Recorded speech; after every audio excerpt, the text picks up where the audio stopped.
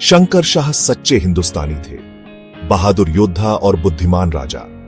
शंकर शाह गरमंडला के आखिरी राजा थे। ये राज्य हिंदुस्तान के बीचों बीच था, आज के मध्य प्रदेश में। उन्होंने अपनी प्रजा पर प्यार और न्याय से राज किया, लेकिन शंकर शाह का दिल आजाद हिंदुस्तान की चाह में तड़पता था। वो अपने देश को अंग्रेजों की गुलामी से मुक्त देखना चाहते थे। शंकर शाह आजादी की कीमत जानते थे। वो समझते थे कि असली तरक्की खुद के राज में ही है। उन्होंने अंग्रेजों द्वारा अपनी प्रजा पर होते अत्याचार देखे थे। उनका सर जुल्म के आगे नहीं झुका। वो अपनी मातृभूमि की आन बान और स्वाभिमान के लिए लड़ने को तैयार थे। शंकर शाह सिर्फ राजा ही नहीं, विद्वान और कवि भी थे। उन्हें शब्दों की ताकत पर यकीन था। वो जानते थे कि शब्द लोगों के दिलों में देशभक्ति की आग लगा सकते हैं। उन्होंने अपने बेटे रघुनाथ शाह के साथ मिलकर कई देशभक्ति कविताएं और गीत लिखे। ये रचनाएं हिंदुस्तान के गौरवशाली इतिहास की कहानी कहती थीं और अंग्रेजों के राज में हो रहे दुखों का दर्द बयां करती थीं। ये गीत विद्रोह के तराने बन गए, गढ़मंडला के गांवों और शहरों में गूंजने लगे, आग की तरह फैल गए, दूर दूर तक शंकर शाह का संदेश पहुंचाने लगे। लोग इन गीतों के बोलों से बहुत प्रभावित हुए। उन्हें इन गीतों में अपनी आजादी की चाह दिखाई दी।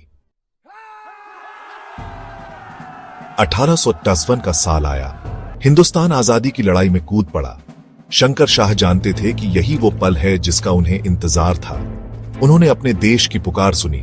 अपने बेटे रघुनाथ शाह के साथ अंग्रेजों के खिलाफ हथियार उठा लिए। शंकर शाह के गीतों ने पहले ही विद्रोह की चिंगारी सुलगा दी थी। अब उनकी अगुवाई ने लोगों के गुस्से को एक दिशा दी। उन्होंने जालिम ताकतों के खिलाफ बहादुरी से लड़ाई लड़ी। उनकी हिम्मत देखकर अनगिनत लोग इस लड़ाई में शामिल हो गए। अंग्रेज शंकर शाह के प्रभाव से डरते थे। वो उन्हें अपने राज के लिए बहुत बड़ा कहतरा मानते थे।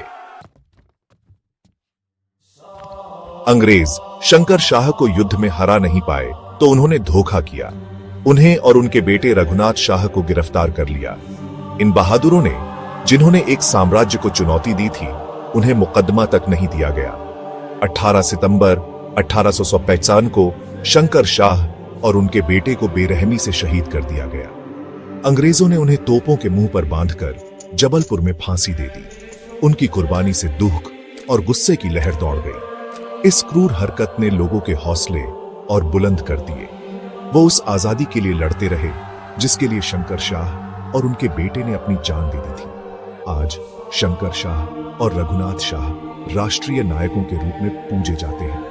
उनकी कहानी उम्मीद और प्रेरणा की किरण है। वो हमें याद दिलाते हैं कि आजादी की लड़ाई के लिए साहस, बलिदान और अपनी मातृभूमि के लिए अटूट प्रेम की जरूरत होती है।